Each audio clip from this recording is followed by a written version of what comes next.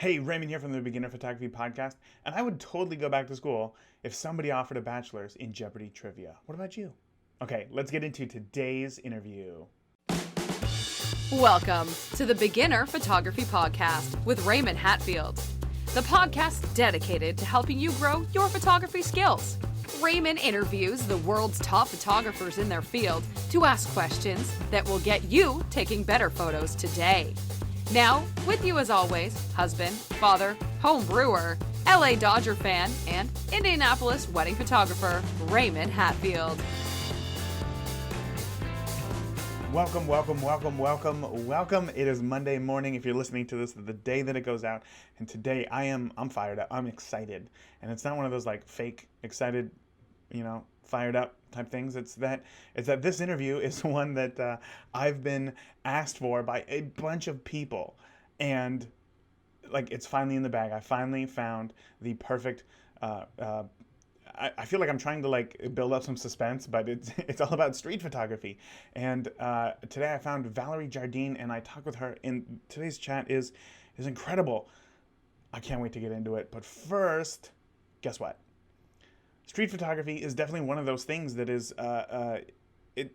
it can be something that you can pick up a camera and then just like get into, right? And just like go out in the street and start taking photos. But it's the same way that that you could pick up a camera and show up to a wedding and start taking pictures. Just because you can get a camera, go somewhere and take pictures, does not mean that you are proficient at it. It does not mean that there is no barrier to entry, right? There is always some sort of barrier to entry. And with weddings, obviously you need to, know a couple, you need to know how to use your camera in any situation, right? And it's the same with street photography because the light changes, right? Light changes, people move fast. You got to learn how to deal with people because, you never know if they're going to come up to you and want to start a fight because you're taking their picture. There's a lot of things that you need to know about street photography before you really like go all in on street photography. And knowing how to use your camera is where it starts, right? You can't, you can go out and shoot an auto, but the photos aren't going to come out as nearly as good as you're hoping that they will, or that you can already envision in your head. So knowing how to use your camera is the number one step that you need to do. And if right now you're still kind of struggling with that, like trying to figure out what, how aperture and ISO work together and what their relationship is, or how shutter speed affects the actual photo and can potentially create motion blur, but especially if you're panning. So if that's you, if you're still wondering, how to put it all together, how to work your camera, I want you to come over to the Beginner Photography Podcast and sign up for our free 2-day photography boot camp. It's free. It's an online video course. So what's going to happen is you go to beginnerphotographypodcast.com, you sign up for the course, and with your email address, that's it. I don't need a name. I don't need social security. I need nothing like that. Just your email. That's, I'm not trying to do anything crazy. I will send you videos, 2 days worth of videos, right, that are just jam-packed full of information about your camera, about settings, about composition, about how to use aperture and how it affects your photos, and even about like interacting with people and trying to make them feel more comfortable with you. So if that is something that you want to do, if you want to learn how to master your camera, you got to start somewhere, and this is it, the Beginner Photography Podcast free 2-day video boot camp. So go ahead, and if you want to, I invite you to come over to beginnerphotographypodcast.com, sign up for the free 2-day boot camp. And then come back and re-listen to this episode, because I know that you're going to listen to this episode right now, and listen to today's episode, because today's guest, Valerie, has been shooting for 20 plus years, right? And she's been shooting street for a majority of that, and she knows her stuff, right? She knows that street photography isn't just going out and snapping a few photos that were on the street and now technically it's street photography. She has put in the work to master her craft, and it shows in her photos. And today I ask a ton of questions that I know are going to help you, that aren't, that don't always have to do with the technical side of photography. And as always, there is a break where I cut out the most valuable portion of this interview just for premium members who are more interested in the photography, in the business side of things, right? So I'm going to ask questions that free listeners can hear that are about photography, right?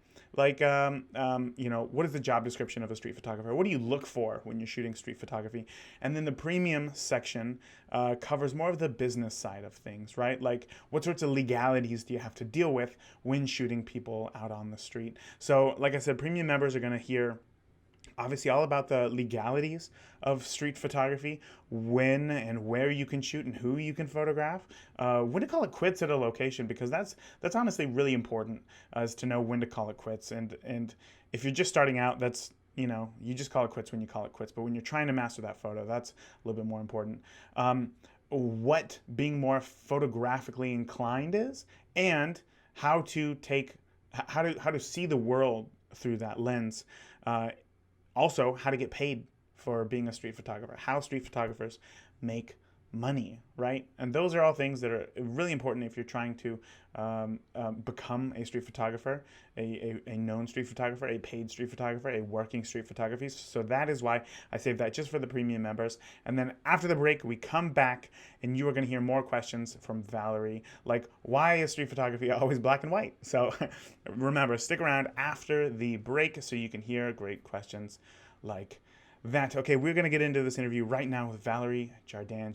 This is a great interview that I know you're going to pick up a lot of information on, that I picked up even just as a wedding photographer, not trying to do street photography. So without any further ado, let's get into it with Valerie. Today's guest is Valerie Jardin, a street photographer with more than 20 years of experience. A born artist, her bio says, while other kids had posters of rock stars on their walls, I framed photos from my favorite photographers. She's also the host of the popular Hit the Streets podcast. And today, I'm excited to find out what those 20 years have taught her about shooting the streets. Valerie, thank you so much for coming on the podcast. Hi, thank you for having me. Well, it's not 20 years of street photography. It's 20 years of photography experience. So there you go. I mean, a lot before. And that's kind of one thing that I definitely want to get into first. But as I mentioned there in the bio, you said that you had posters from professional or frame photos of professional photographers on your wall, but you also say that you weren't really into photography at the time. So no, not at all.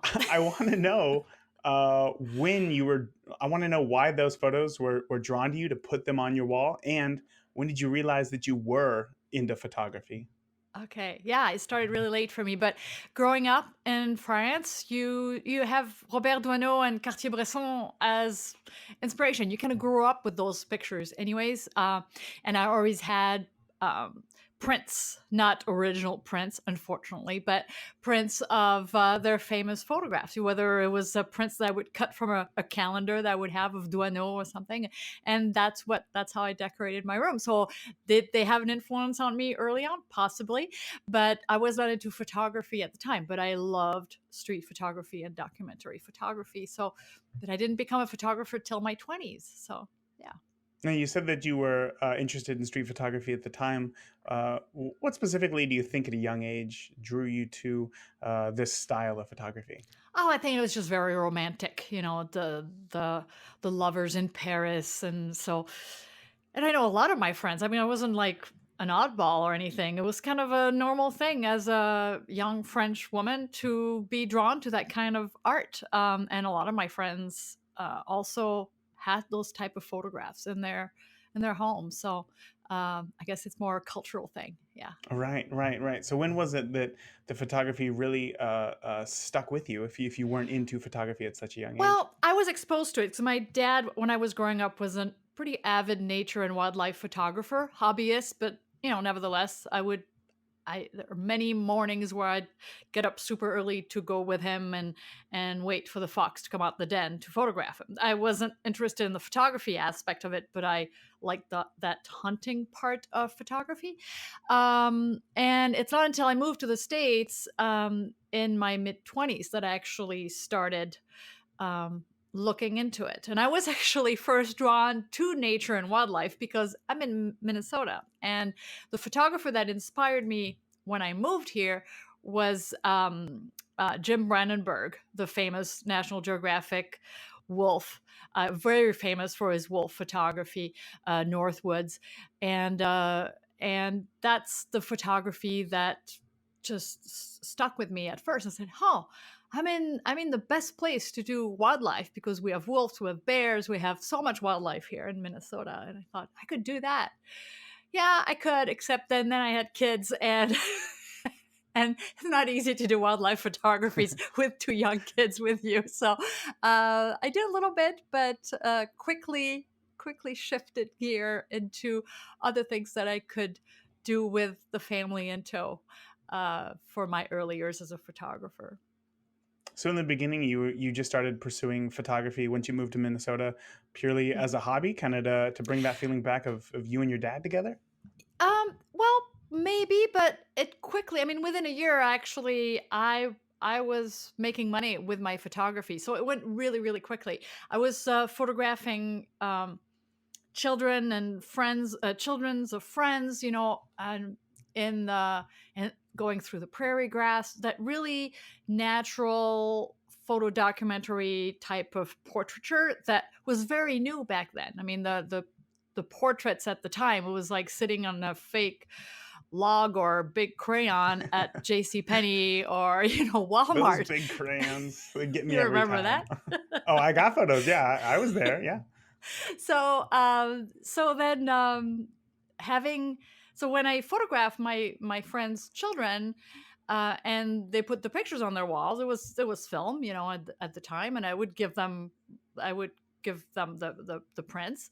Then people started noticing. It's like, oh, this is really cool. Well, it's a picture of your family, but it looks like art. Doesn't look like a family picture. And at the time, nobody else did that. So then I started getting a lot of requests from friends of friends, and I said, oh, sure, I can charge you for that, and it worked. So I worked as a portrait photographer doing that kind of work for a few years. Even opened a studio for a while, and decided I didn't like to photograph kids in studio because it's like bringing them into a dentist office or a doctor's office, and then and I had unlimited patience with my own children, but not so much with other people's children. That I decided that, yeah, doing family portraits and children portraiture was only going to be a short-lived thing. Yeah. And I actually converted my studio into a product studio, so I did a lot of product photography and shifted to the commercial side of photography pretty quickly, doing products. And then and one thing led to another, and I was shooting interiors for big hotels and things like that. So I pretty much shot it all except for fashion. I think I've pretty much tried everything, which I think is awesome because you learn so much. And you can't say no, I don't want to do this unless you tried. So I tried a lot of things. I was pretty good at most of it, but I didn't like a lot of it. So I only did what I love to do because I really believe that to be good at something, you have to love it. And if it's a chore or a job as an artist, and if it feels like a chore, you're not gonna do it with your heart. So Yeah, yeah. I try to stress that a lot on the podcast as well, especially when you're starting out. You should Mhm. really try to shoot everything possible because Yeah. there are photographers out there, and I use this as an example, but I know a photographer who kind of um, I knew when I first started in photography, who only shot clear liquids. Like that was his thing. It was only clear liquids, like Hmm. see through, not like clear green, clear liquids, water, vodka, like those types of liquids. That's all that he did. And I thought to myself when I first figured that out, or when I first learned of him, was like, how do you even get into that? Surely you don't like Yeah. grow up as a kid thinking like, gosh, I could just shoot water and vodka like all day long. It's one of those things that progresses. You Yeah. you shoot a range of things, and then suddenly it sticks for you. But I kind of want to go back to your story here. You said that you picked up a camera there, and then within a year you were Mhm. photographing kids and stuff. When you first picked up that camera, were you already competent with a camera, or did you have to Nope. learn? I No. was in full auto for a long time because and yet, that's why um, the vision is so much more important because you can if you know how to see photographically, you can get by with a phone and still do a fantastic work. Whereas if you're very technical but you have no vision, you can have a technically perfect photograph of of something really boring. So, Yeah. so anyone can learn the technical aspect of photography. That's the easy part. And I always tell my students, don't worry so much about the technical aspect because that's easy to learn. Just learn to see. And I think some of it is innate, but you can learn. I mean, I've seen some of my students over the years that produce some pretty phenomenal work now, and I saw them at their early stages. So you can learn, even if it's not something that you're born with. You can certainly learn to become a better photographer. But the technical part is always the easy part, and surprisingly enough, that's what intimidates a lot of people from jumping into that field. Hmm. Sure, it's a lot of numbers. I mean, I get it. It Yeah, can be intimidating. So yeah. how did you do it? Was it books? Was it just No, trial doing and it? error. Trial and error. Yeah, I love it. I love it. yeah. Okay, so we're kind of at this point to where now you have this commercial photography studio, right? Was it in the early 2000s? Yeah. Okay, so you had this commercial photography studio, and now today you're very well known for your street photography. Where did the transition happen, and what was it that inspired you to go in that direction? Well, I was I was shooting personal projects throughout because I really feel that, and I've written a lot about that actually. I really feel that you need to feed your creative soul and and not work for clients all the time. So, especially when you work for client, that's even more important to just work on personal projects where you don't have to produce work for somebody else, and follow somebody else's direction. So it was really important for me to keep shooting, and I was traveling back and forth since I was born and raised in France, and I'm a French citizen. I was traveling back and forth to France a lot, even with the kids, and actually Ari's with the kids for 17 years straight. And but I always did photography there. And that's when I actually discovered street photography. I started photographing candid scenes of everyday life with my camera when I was traveling, but never here in Minneapolis. I didn't think there was anything interesting here. I didn't see anything interesting, and so and I guess I developed it not knowing I was developing my street photographer skills over the years. And then one day, actually, someone said, "Why don't you teach this? You're really good at it." I'm like, "Oh, I don't know. I don't really want to teach it." I was thinking teaching like in a classroom. It's like, no, I mean, you have to be on the street. And then I thought, well, why not? After all, I could bring people to Paris and teach them the skills to be better photographers on the streets where street photography was born. And so that's how I started. So that was 8 years ago. I did one full, and it was all inclusive at the time. I didn't start with one day here locally. I started with a full week, all inclusive workshop, accommodations and luxury accommodations and everything. Oh my gosh. And it sold. At the time where most of my colleagues who had been doing that for a while were telling me, no, no, no, we're not selling right now. It's not selling. Don't start now because you're going to get discouraged if it doesn't fill up. It filled up. Actually, I had a bunch of people on the waiting list. So it was a good start. And so I went to Paris, did the one week workshop, was a big success, and learned a lot. So the following year, I had 9 workshops and they all sold. So, and that was it. That year, I quit all my clients. I left all my commercial clients um, and decided this is what I'm going to do. And Wow. no more working for clients, no more compromising. I'm shooting just for me and going to build my brand that way. So and it was word of mouth and repeat customers and word of mouth. And now I'm 8 years later. I think I had 13 workshops in 2018. I think I have 11 right now for sale in 2019. A lot of them are sold out.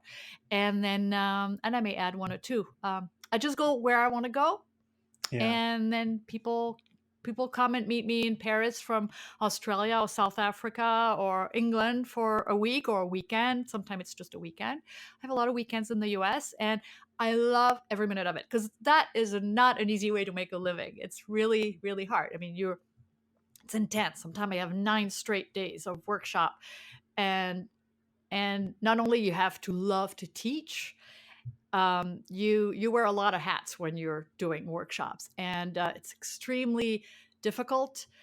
and you really have to love it. It's kind of like wedding photography. You have to love it or you're going to be miserable. You gotta have the right intentions for sure. Uh, Yeah, so that's how it started, and I'm still doing it. Love it, love it. I would never do it if I didn't love it as much sure. as I do. And then I write books. I've been podcasting for 4.5 years, almost 5 years now, um, and I speak at conferences and teach webinars, and so it's all photography goodness. Yeah. Yeah. If you had to take just a ballpark guess, how many people do you think have been through your workshops? Oh, it's got to be close to 1,000 Okay, so now. out Yeah. of those 1,000 people, what do you think is the biggest misconception they have when they show up to your workshops about street photography? Oh, a lot of people don't realize how difficult it is, and how addicting it is. A lot of people, and the way the workshop is designed, that it doesn't matter what your level is. It's really about seeing. So they have to come with a certain knowledge of their camera to be able to take control. I mean, if it's minor, they don't have to come and know how to shoot panning on the street. That I'll teach in the field. It's not something you can learn from a book, but they have to have good knowledge of the camera. Although a lot of time people come with a brand new camera, although I tell them, please don't bring a brand new camera on the workshop. Know how to use it. Yeah. It has to become an extension of you. And the idea, sometimes the idea that street photography means being in people's faces when it does not. That's one way to do it, but it's not for everyone. And I totally discourage people who don't feel comfortable getting super close on people's face to do it, because they're going to ruin the whole genre for everybody else if everybody does that. So it's not for everyone. Some people prefer an interaction with their subject. Some people prefer a little more minimalist approach. So I think there is a way to approach it that's going to fit the student's personality to start. And then yes, they will want to get closer. They will want to try new things. And but they don't have to jump into being in people's faces right away, because that has to be done well and respectfully, and it's usually not something you want to do if you don't feel comfortable doing. Right, So right. So if there's, like you said, kind of several different types of street photography that you could practice, getting up close in somebody's face or taking a much more candid approach. What would you say overall, though, is the job description of a street photographer? well, it's really recording everyday life, and it's not just. There's also the misconception of, well, it's just people walking across the street. Well, no, it's not. You have to be really discerning. You have to be extremely discerning. And that's one thing that most street photographers at first, they're not discerning. It's like, okay, there's somebody moving, there's a street, there's a subject. Like, and it's like, well, what was interesting about that person? I mean, no offense, but there is nothing there. It's a boring subject wearing boring clothes and with a boring backdrop. I mean, you have to have a lot of elements come together. That's why it's so difficult, because you only have control over your vision and your gear. You have control over nothing that's happening on the street. I never stage anything. I mean, it's always 100% candid. I do. I sometimes, and I always explain to my students, you always have to go for a story first. The backdrop may not be the best, the light may not be the best, but if you have a beautiful moment, a beautiful story, you have something. If you have a great background and you ruin it with a boring subject, you have nothing. So sometimes all the elements will come together, but that happens a few times in a lifetime of a photographer. So I think it's always resetting their expectations, especially if they've been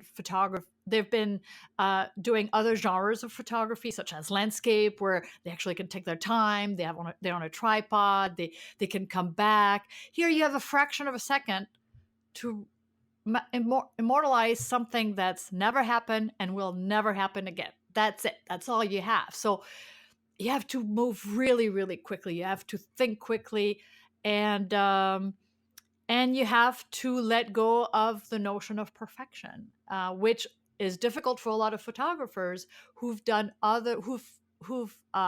are experiencing other genres of photography. It's that notion of perfection, because in street photography, it's usually the imperfection that creates an emotional response. Wow. That's going to be a memorable quote from this episode right there. That was Okay, good. good. That was good. So I'm still trying to kind of grasp, kind of wrap my head, excuse me, kind of wrap my head around street photography a little bit as a wedding photographer and somebody who doesn't shoot street. Uh, can you walk me through how you go about shooting street? You said that you don't plan anything out. You don't create anything. You don't interact with it. So when you decide to go out, do you walk out of the house with a specific photo in mind, or is it all up to just being in the right place at the right time and hoping that you get something? And if you don't, well, at least you weren't behind a desk all day. That's right. No, actually, so first, if you have a specific picture in mind, that's somebody else's shot. So it's not yours. That's you would if you have a specific image in mind that you've seen, probably something you've seen, then it's not yours. And so I try not to. But then once I'm on a location, I usually hit the street with, if depends on the light. So I'll follow the light if I have some interesting light, like a lot of light and shadows. So that will probably be what I'm going to follow first. If it's an overcast day, I'm gonna have to get closer to people and be more in tune with expressions and gesture, because I have nothing in the light that's going to be exciting. So it's a little more difficult. When you have light, harsh light, you're going to make more exciting photographs no matter what. It's easier then. If you have overcast condition and you don't have the spectacular, dramatic light to save you, like harsh shadows and harsh and light shafts and so forth, then you're going to have to work a little harder. So I like to be surprised. That said, I do have several projects that I always have in the back of my mind. I have a project about street dogs. I have a project about stories of hands, which is only getting close to people's hands. So I'm always looking Wow. for hands that are doing something different. I shoot within inches from people. So if I'm at a market or a busy area, I'll focus on that because I'm more of a minimalist photographer. So if it's crowded, I'll probably focus on something specific and work on a project. But I don't go with a picture in mind. But once I'm at a location, for example, I find this really amazing shaft of light, and I know I only have minutes because that light is going to disappear, then I will visualize what would make the strongest possible shot. And it may or may not happen, but I'm not going to settle. If the perfect subject doesn't come through that light before that light disappears, I'm not going to get the shot. I prefer not get the shot than get a mediocre shot. And that's something that takes a long time to discipline yourself to do. A lot of time, there's this amazing backdrop, and then I see my students, I point out the backdrop, and usually work with them one-on-one or two of them at a time when we're in a interesting area, and I go back and forth to them and point things out, and they see this amazing backdrop, and then they grab a picture, and I said, well, wait, what did you take a picture of? So, well, yeah, look, there was somebody came through. I'm like, okay, this is a person with uninteresting clothes with a backpack, which creates kind of not a very elegant subject, and really nothing. If the light hits their face, it doesn't hit the face; it'll hit the back of their head or something. So it's like the light was good, the background is good, but you settled for an interesting subject. I said, no, you stay longer. You have 10 more minutes of that light here. In 10 minutes, somebody much better, much more fitting for that environment may come through. If you're in Paris or Rome, you're not going to photograph a tourist, right? You're going to photograph somebody who belongs in that spot. So it's really about being discerning. That's why your rate of success is so low. But I prefer coming home with 10 pictures on my card, that actually 10 pictures that I want to look at, then 500, and then trash 490 of them, because that's pretty much what it's going to be on a good day. If you come back with one picture you actually want to keep, that's really good. And people have to be comfortable with that. And that's difficult for photographers. I mean, some of my colleagues actually ask their students to take 100 pictures and delete 99 of them. And be that specific. It's a good exercise actually. So Wow. So like wait until you get home to delete those 99 photos to pick the I one, guess or so. I like don't know. I don't ask my students to do that, but I tell them, there is nothing. If there is nothing there, just delete. yeah. You didn't catch the moment. And sometimes they say, but I saw something. I said, good, that's half the work right there. You didn't catch it. That's okay. You learn because you saw it. And that's more than 99% of the people out there can say. Because people look, but they don't see. And when you see that special moment, that special gesture, that special expression in somebody's face, the light that just hits the face of a beautiful woman sitting at a cafe, if you see that, even if you don't capture it, but you saw it, that's you learn something. And no matter what, you're better equipped at catching it the next time something like that happens. It's never going to be that moment, but there will be other moments with a similar situation. And just learning what you could have done better that day to get it will teach you how to get it next time. Yeah, I can imagine. Practice makes Mhm. perfect. That's what they say, That's right. So At it least better. at least better. And at the end of the day, that's all that matters. That's all that matters. That's right.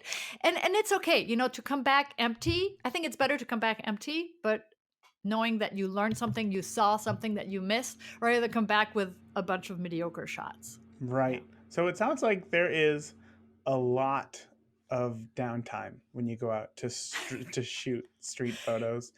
Uh, When you go out, is the first thing that you're looking for, like you mentioned, is it the light and then just waiting for something to happen in front of you? You're listening to the free version of the Beginner Photography Podcast. Do you love what today's guest is sharing and want to hear the full interview? Become a premium member. You will also gain access to the huge back catalog of past interviews. Get monthly in-depth photography training videos and great downloads. Sign up today at patreon.com/Beginner Photography Podcast or click the link on our website, beginnerphotographypodcast.com. Thank you for your support. I think that sometimes can be, like this lofty idea. You know what I mean? Like, if you shoot it, they will come. yeah. And I like the approach that you're taking. Is it like don't shoot for anybody else? Don't shoot for an audience. Shoot for yourself. And if they like Oh, it, yeah. then they will come essentially. But That's right. Yeah. when it Yeah. comes to street photography, as a wedding photographer, I show up to every wedding with quite a bit of gear. It's very heavy. I bring an assistant with me to take Yeah. care of some of that gear. As a street photographer, this is one thing that I get questions about in the Beginner Photography Podcast Facebook group. What sorts of gear, and we don't really talk a lot about gear on this podcast, as I'm sure it's not as important as Mhm. a lot of beginners put the weight on it. But what sorts of gear are you showing up with? How much do you need, and how little can you get away with? Um, Go out with your phone. I mean, honestly, I actually have some workshop students that will come with a DSLR because that's what they've been shooting with and that's all they have. And then they see the advantage of having something smaller and less conspicuous, and they will go out with their phone for a day, Yeah. and then they get the best shots because they could get a little closer, and it's an extension of them. I mean, that's talk about limitations, although they're getting fancier and fancier. But I shoot with one camera, one lens. It's actually a rangefinder type camera with a 23 millimeter lens. I can't change the lens. That camera is an extension of me, and that's the best case scenario. I used to shoot with a DSLR. I mean, I started with a 5D Mark II, but then I would use like a 40 millimeter, like the pancake lens, something that would make my camera the smallest possible. And now we have the advantage of having cameras that are amazing. I mean, really amazing. Better than my X100F is better than my 5D Mark II was. Yeah. And amazing cameras that are completely silent, that look like old cameras that nobody's going to feel threatened by or even pay attention to. And so we have gear that makes our life a lot easier on the streets, for sure. But whatever you have, if it's not broken, don't fix it, right? Start with whatever you have, but soon you'll realize that if you really want to get into this, lighter is going to be better because you're going to be out there for so long. You never bring extra lenses on the street. Really, the only thing you should worry about is extra batteries and maybe an extra card, but like for me, I shoot JPEG, so 32 gig will last me several A whole weeks. month, yeah. So you talked there about the lens that you bring. It's just a 23 mil lens that's attached to the camera. Mhm. And we're talking Fuji. You're a Fuji photographer like Yep, myself, and that 23 millimeter lens is the equivalent to a 35 millimeter on 35. a Yeah. full frame sensor. Mhm. And some beginners have questions about, is that too wide? Should they go with something maybe like a Mm-mm. 50 or an 85? Can you just kind of talk about that for a moment? It's actually 35 millimeter. The 23 that I have is 35 equivalent, as you said, is really an ideal street lens. It's not too wide, but you can still get some pretty cool portraits too with it. If anything, I'll go wider. If I go any closer, and I have a 35, which is a 50 equivalent, and I'm always too close. Mm. I have to step back because I'm so used to my focal length. And it's really, there are things that you need to decide before you press that shutter. First of all, whether it's going to be black and white or color. Well, even if I make that decision in camera before I press the shutter, but that is an important creative decision that you shouldn't wait till you see the picture on in Lightroom to make. You should always make that decision before you press the shutter, even if you shoot raw. Practice making that decision. Why is it a stronger black and white? Why would it be stronger in color? And knowing your focal length so that you can move quickly. I'm so familiar with that focal length that I don't have to even think. I won't have to crop because I know exactly where I need to stand to get exactly the frame the way I want the final image to be. I mean, sometimes I'll have to crop because I can't, there is something that prevents me from getting closer, if it's somebody up a window or something. But usually I do very, very little cropping. If anything, I'll straighten the verticals and that's it. So that's the advantage of working with a fixed focal length and the consistency in the focal length. And also in a body of work, it's nice to have that consistency. If you jump from 23 to 35 to 80 and back, it looks a little odd in a body of work or in a series. So it's good to keep that consistency. But to challenge myself, actually, I'm working on my personal project, The Artist in the Space, with a 35 millimeter on my X Pro 2. It's a really fast lens, a 1.2, because sometimes I'm a 1.4. I'm in a really dark studio, so I needed the fastest prime. And it's challenging for me because, again, it feels really tight, but it's also good to mix it up and not get stuck. You need to be flexible. But for street, it's 23. And I do have a 23 for my X Pro 2, which is my waterproof kit, but it's the same focal length. So it's basically a Mhm. different camera, but the exact same focal length. And I think that's important. How often are you with a rangefinder camera? I know when you get really comfortable with it, oftentimes you don't even need to look through the viewfinder. Now, this Yeah. question isn't going to apply to a lot of the listeners, but Yeah. it's interesting. Me is how often are looking through to get the perfect composition compared to how often are you in a situation where you are involved in that moment as well, that you just know where to point your camera and take that photo. Actually, I never look through the viewfinder. I use live view. And because I think although this one doesn't have a tilt screen, I think if you look through the viewfinder all the time, you tend to shoot everything at eye level. Although yes, you can go down on your knees and so forth, but I never look at the viewfinder. So my photographs are much more dynamic that way because I can shoot lower, higher. I can have more reach too because I'm shooting wide. So just that arm's reach can get me closer to what I want. So um, that also helps without your body, without physically getting closer. Um, and now, wait, your your question was. I forgot the question. So, getting so yeah, going back to the being familiar with the focal length is important because and looking through the viewfinder, that's what the question was. Sorry. Uh, I often, you're right, because I know that focal length so well, I don't need to look at the viewfinder half the time because I know exactly what I'm going to get. Uh, with because it's more of an extension of me, and sometimes you're in a situation where, for example, you're sitting across somebody really interesting in the subway in New York.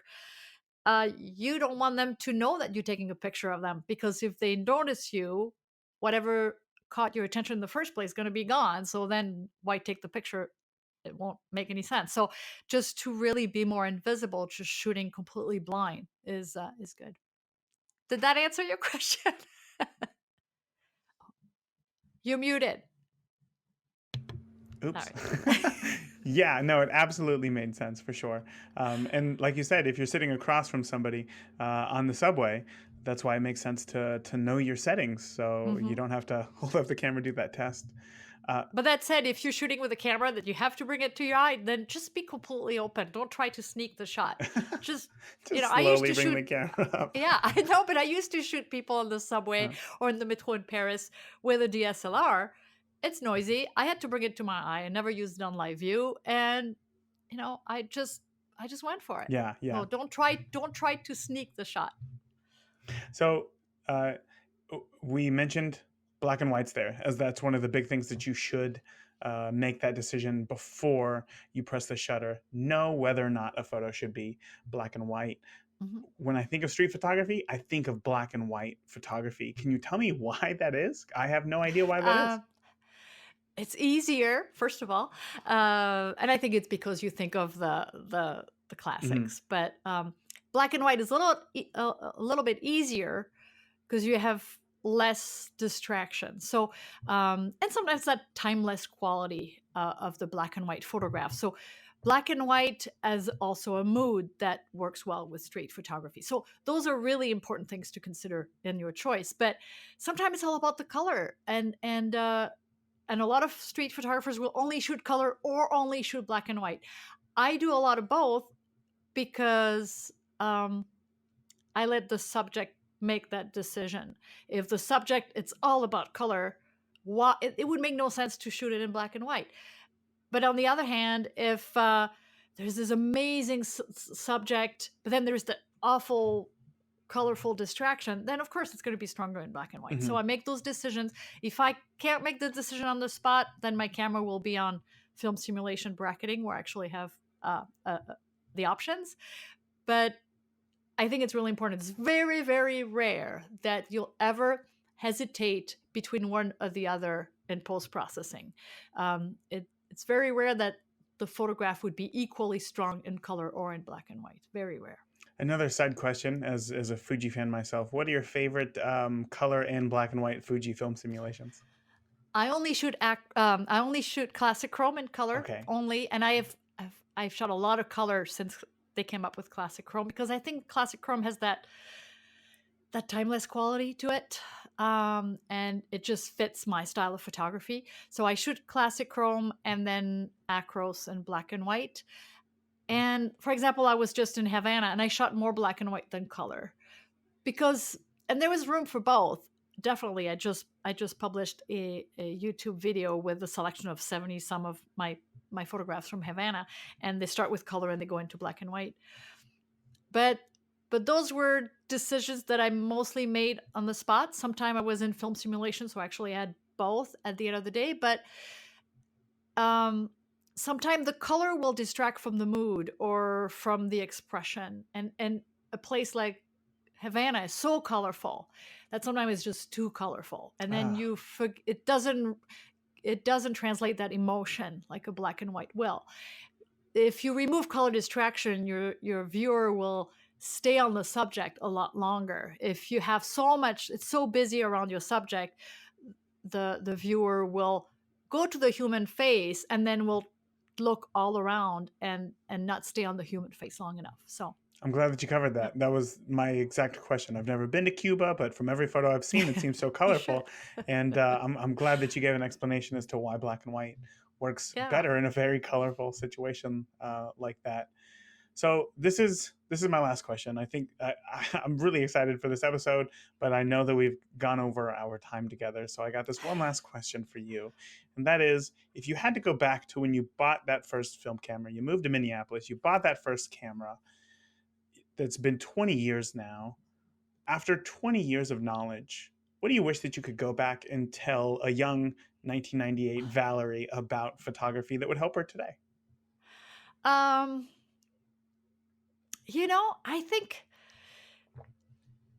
I think I pretty much learned as I was doing it, not to get stuck and not to like, I mean, I even shot weddings back then.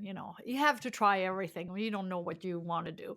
And I didn't pursue them because I really did enjoy them. And so, but a lot of people stay stuck in something and they feel, oh well, that's all I can do. But no, you're never stuck. And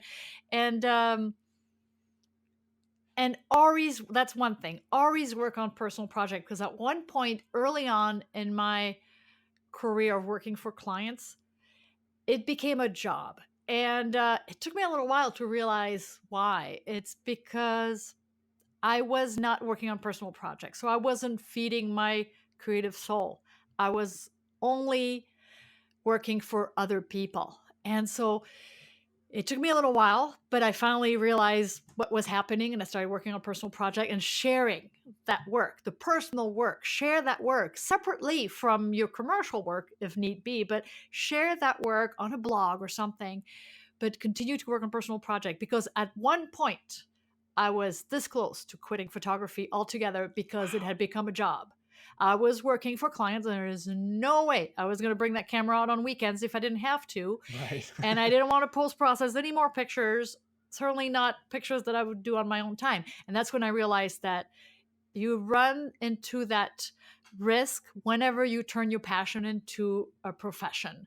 And if you can stay a hobby photographer forever, if you can afford it, stay a hobbyist photographer. I feel like I'm back to being a hobbyist now because I sell my vision. I don't shoot for clients anymore. So I'm shooting 100% from me, and there's no better place for a photographer to be. There. Wow. That is definitely something that I know is going to resonate with a lot of photographers, as now is definitely a time where a lot of people feel like they have, like if they're holding a camera, they have to go into business for themselves. A lot of people Yeah. don't want to do that, and I'm glad that No, you it's okay. shared that. I'm glad that you shared that perspective for sure. Professional photographer doesn't mean you do better than the hobbyist photographer. Very true. I look at some of the members in the Beginner Photography Podcast Facebook group and think, like, what am I doing? Like, look at these photos. Yeah. They're great. They're great. Well, Valerie, again, thank you so much for your time coming on the show. Before I let you go, can you let the listeners know where they can find you online and keep up with you? Well, everything is under Valerie Jardin, Valerie Jardin, and I rank pretty high on Google, so a search you'll have everything, but everything is on my website, valeriejardin.com, whether it's the books, the webinars, the podcast hit the streets on iTunes, and everything else I do. So the blogs and so forth. All right, wonderful. Valerie, again, thank you so much for coming on the podcast, sharing everything that you did. And I appreciate your time today. Thank you. Bye-bye. That was so much fun. That was so exciting. It was truly a pleasure to talk to somebody who's been a working street photographer for as many years as Valerie has. And Valerie, if you're listening right now, I can't thank you enough for coming on the podcast and sharing with the listeners a wealth of information that you've learned over the 20 years that you have spent shooting. So Valerie, again, thank you from the bottom of my heart for coming on the podcast and sharing everything that you did. If you're listening and you want to get more into street photography, please check out her podcast. Check out Valerie's podcast, Hit the Streets. It is a podcast for street photographers, where you're going to tackle more of the in-depth things. And it's really important if you do want to get into street photography. One of my biggest takeaways today was, wrongfully so, when you think about street photography, you think that it's more, okay, let me reframe this. When I show up to a wedding, I know that I am working. I have a job, and I am doing something specific that day for somebody, and I put a serious weight into that, right? So I do my job to the best of my abilities, and I try to capture as much as humanly possible. But when I'm at home, when I'm with the kids, and I see something interesting happen, I think, oh wow, this is like a really good moment. I'll just take a picture like with my phone or something like that. And I just don't take it as seriously as I do my wedding photography, because it feels like work, right? Valerie takes that same pride. She takes that same work ethic to the streets. I think she has a much stronger work ethic than I do at weddings while she's on the street. At a wedding, like I'll walk around all day, but I don't think that I walk 10 miles. And if I did, man, my feet would be killing me. And she does this stuff for fun. You know what I mean? Because she made it important to her to document everyday life. And that is, there's a lot to be said for that. And I commend her for that. So I really want to know what your biggest takeaway was. Come into the Beginner Photography Podcast Facebook group and share what it was. I would love to hear it. And I'm sure Valerie would as well.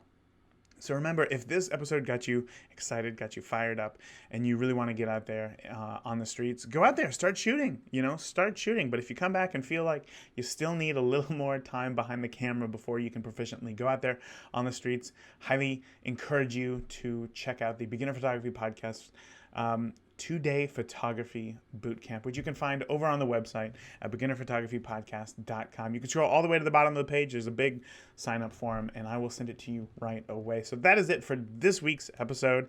Until next week, get out there, keep shooting, maybe hit the streets, all right? Focus on yourself, and I will see you next time. Love you all. If you enjoyed today's podcast, please leave us a review in iTunes or your favorite podcast player.